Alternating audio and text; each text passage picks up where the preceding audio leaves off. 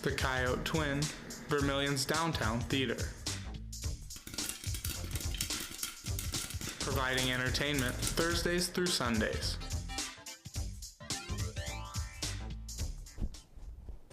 Tonight, students learn how to defend themselves. We'll have that and more coming up. Coyote News starts right now.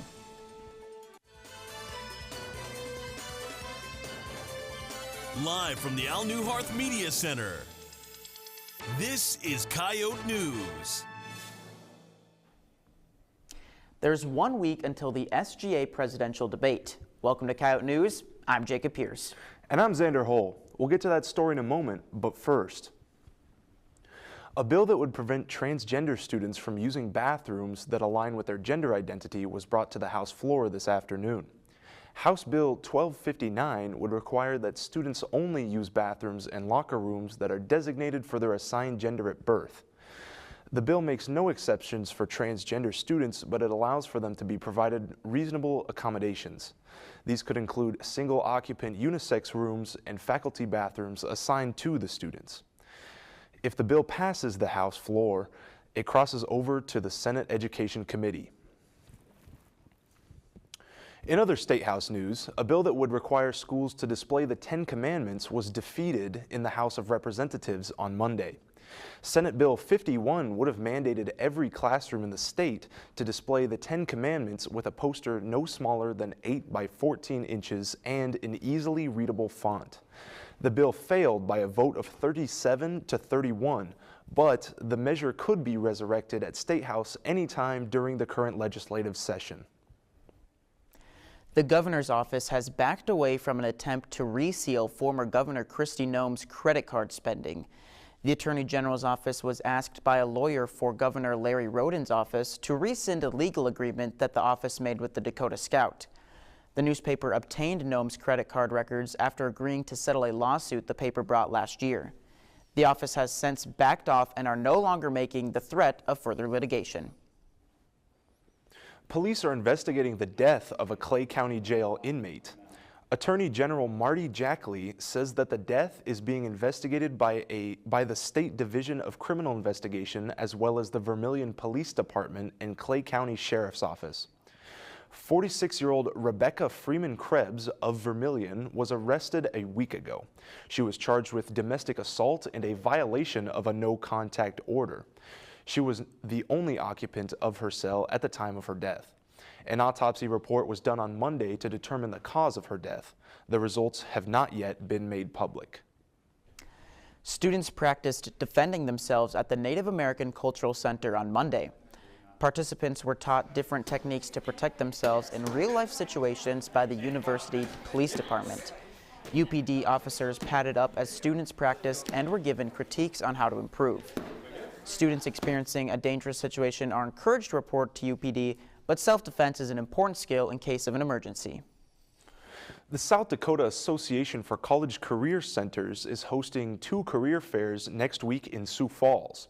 The BIG Career and Internship Fair connects employers with students and alumni from South Dakota institutions in the fields of business, industry, or government.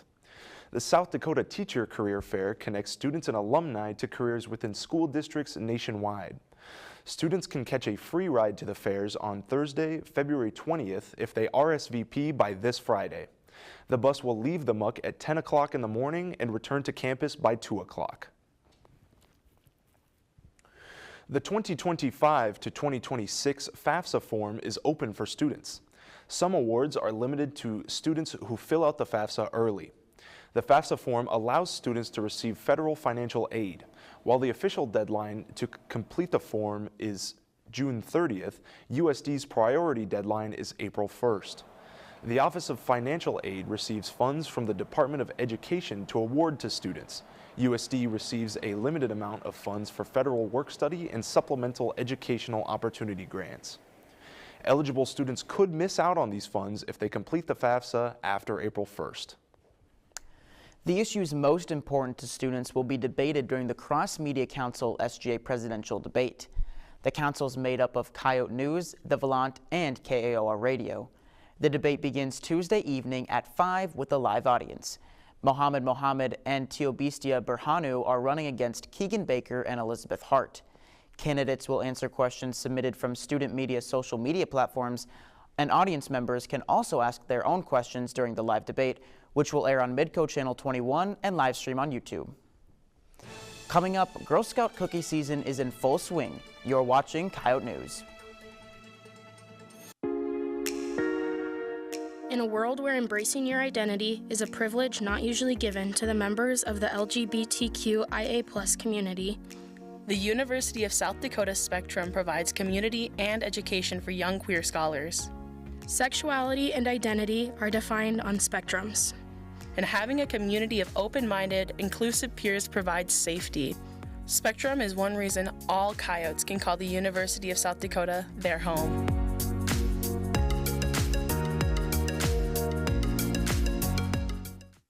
This is Coyote News. Girl Scout cookies are back for the 2025 season. Troop 266 out of Elk Point has started selling cookies at the Muck. Each girl in the troop is hoping to sell 700 boxes each to earn a trip to go to State Fair in Iowa. This year is also the last time when you can buy the s'mores and Toast Yay cookies. Those flavors are being retired after this cookie season. Troop 266 is selling cookies right now in the Muck until later this evening. They'll also be back next week on Monday through Wednesday from 3:30 until about 7 each night. Spring Coyote Night was held last Friday, which included a variety of games and activities such as glow-in-the-dark dodgeball, mini golf, 9 square in the air, along with a variety of arcade and board games. By playing these games, students had the chance to win tickets to earn prizes, including Super Bowl-themed items, a Lego Star Destroyer, USD merch, and a brand new iPad.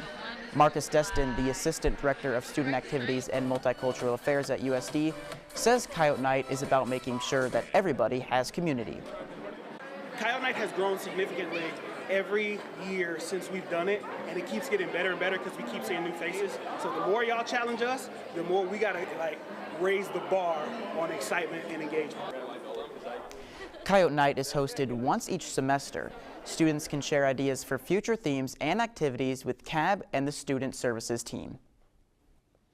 Those needing help getting into the Valentine's Day spirit turn to a student organization. The Chemistry Club hosted an event yesterday in which they made love potions. The concoctions consisted of common household items, including lemon juice, baking soda, and hydrogen peroxide.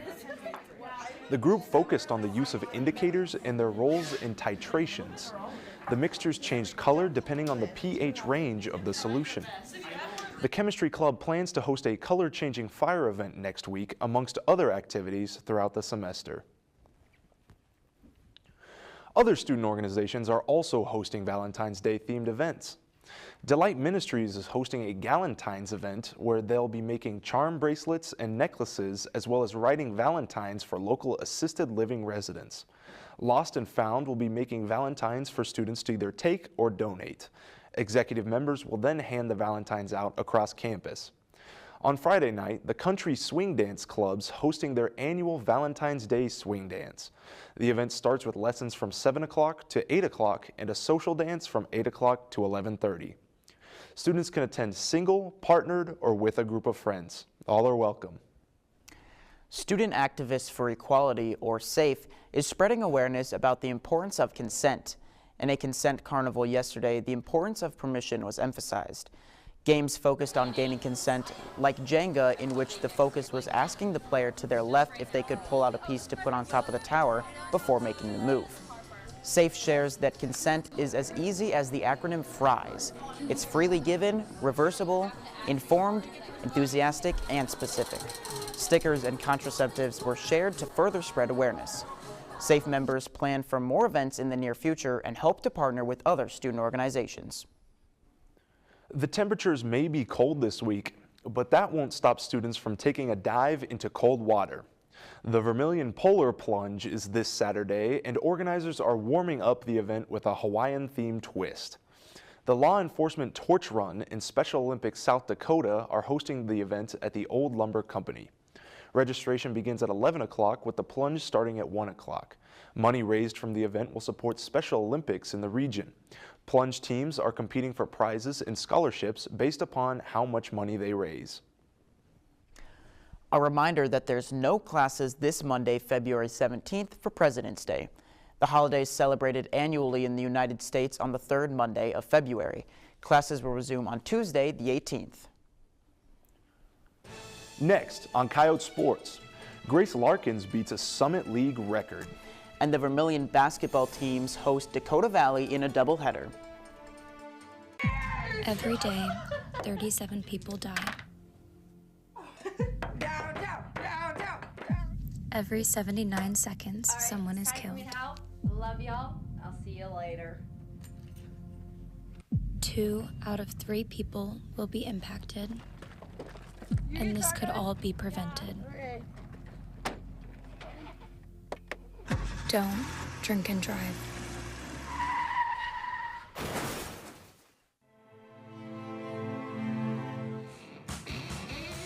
The University of South Dakota's Department of Media and Journalism.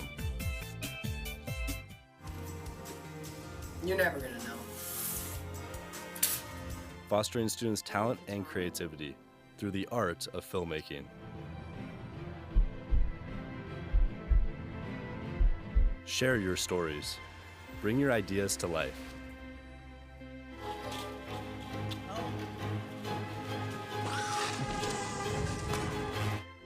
Discover your passion.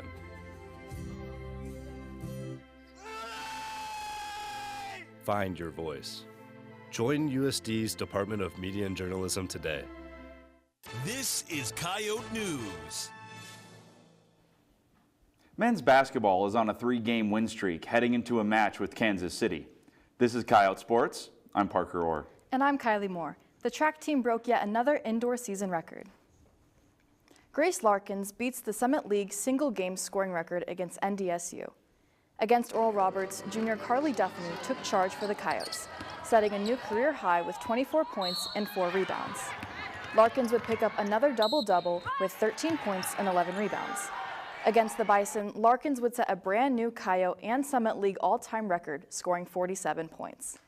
The Coyotes are back at home tonight to take on Kansas City in their pink game before taking on in-state rival SDSU on Saturday. The USD men's basketball team won 2 games on the road as they return home on a 3-game win streak.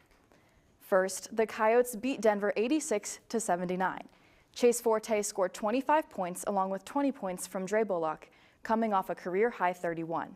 It's the first time this season USD has won back-to-back games in conference play.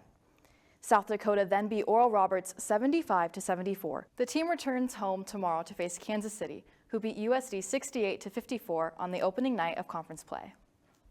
USD Track and Field traveled to Lincoln for the Frank Savine Husker Invitational. The team won 2 field events with Lydia Knapp winning the weight throw and Anna Willis winning the pole vault. Runners also won 2 events, with Sydney Slotin winning the 600-meter and Caleb Rivera winning the 3,000-meter. Mason Sindelar set a new school record for the Coyotes in the 800-meter with a time of 1 minute 49.34 seconds. This is the second school record he has set in the indoor season. The team will split up this weekend with the Tyson Invitational and the SDSU Classic. Athletic Director John Schemmel is making changes to Coyote Athletics fundraising, including establishing the new Yote Fund. Coyote News' Nathan Delaney is live in the muck with Associate Athletic Director for Fan Engagement, Jaron Duffy. Nathan? Thanks, Parker.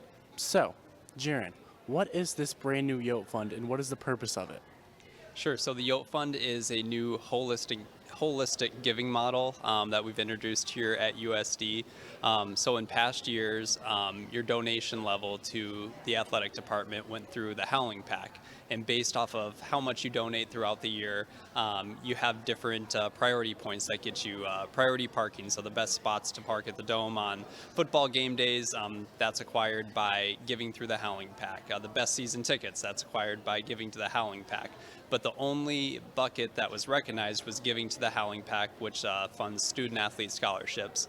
The Yote Fund encompasses the Howling Pack, so that's still an important piece of it, but it also encompasses what you would pay for season tickets. If you go to our Calling All Coyotes fundraising auction, anything that you give at that auction would count toward the Yote Fund.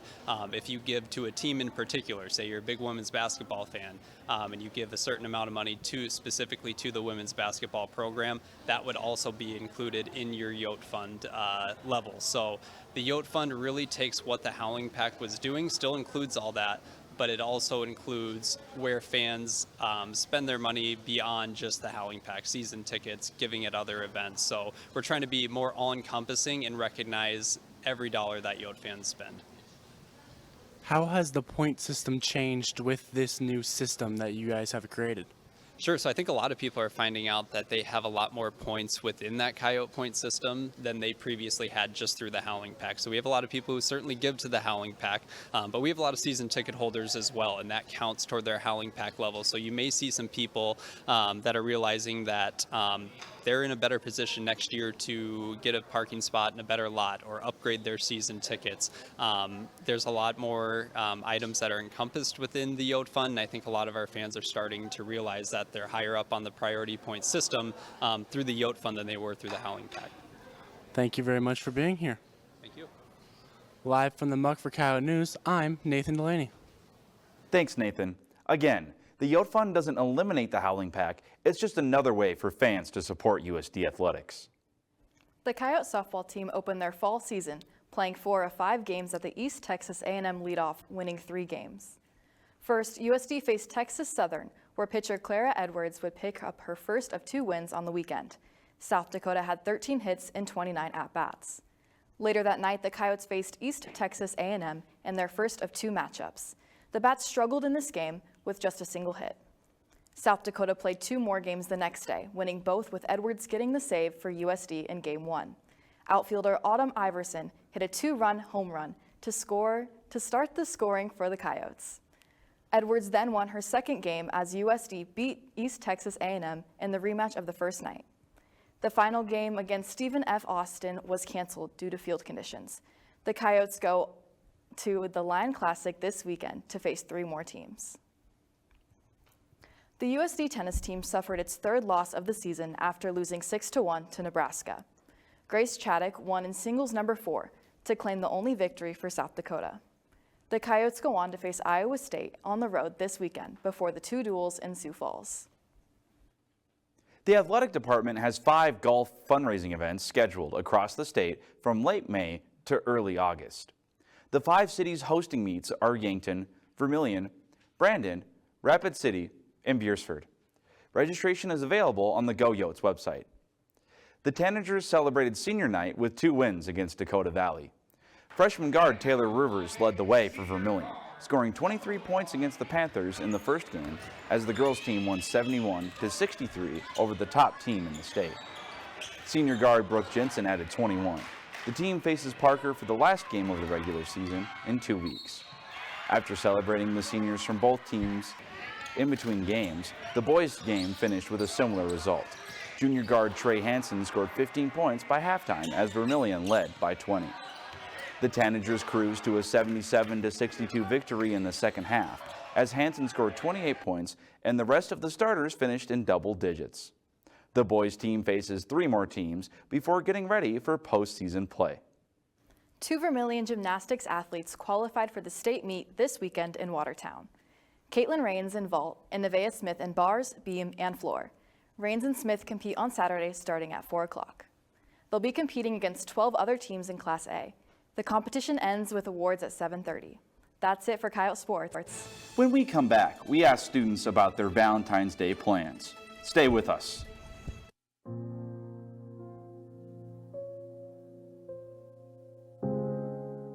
Her smile lit up the room. She was an incredible daughter, and she had an addiction. From Coyote News. We have just learned that a local teen died yesterday to a suspected fentanyl overdose. Bye, Dad. Not a day goes by that I haven't cried, that I don't miss her desperately. She was my everything.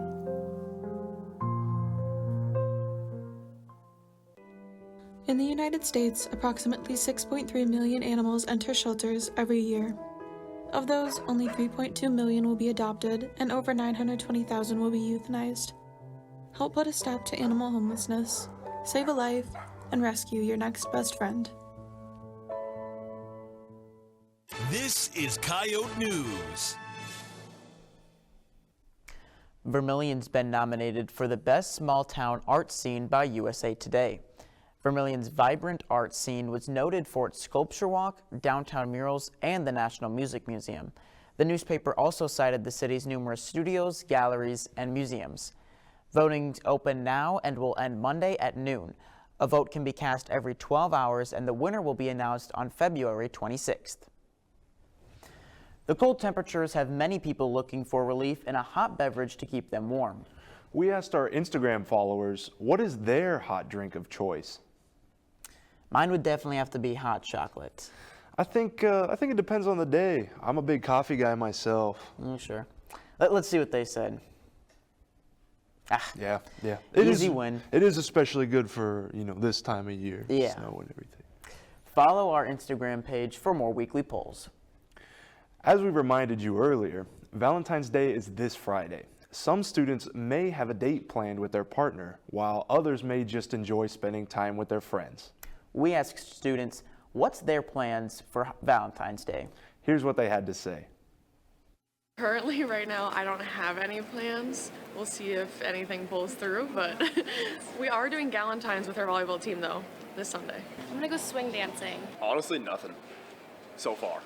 I asked this small coding artist, Sydney Sweeney, to might be my Valentine. She, of course, said yes, so I think she's gonna treat me to a nice dinner. I'll be working. I'm still trying to figure it out, but I think I can make it work. I don't know, probably using my new fondue set that I got for Christmas. I'm just gonna go take my girlfriend on a date. I'm babysitting, actually, at home, yeah. Probably gonna go out with some friends, have some fun, talk to some girls. I don't have any plans for Valentine's Day. Probably just chill in my room, play some college football.